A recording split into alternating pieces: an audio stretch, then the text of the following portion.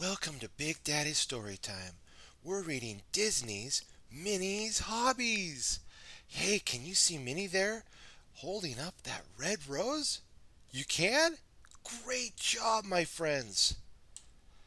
Minnie loves to read books. Yes, she does. Hey, can you see Minnie there enjoying her book that she's reading, thinking, "Oh, this is such a great book." You can see her there? Fantastic, my friends. She's great at baking pies. Hey, can you see Minnie there showing off her pie that she just baked? You can? You are so smart, my friends.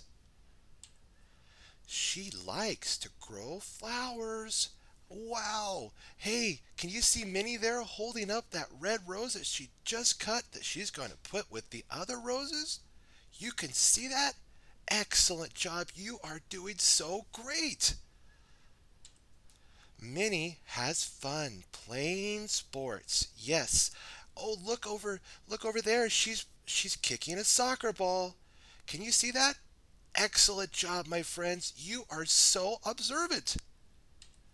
Minnie wants to tell us what are some things that you like to do.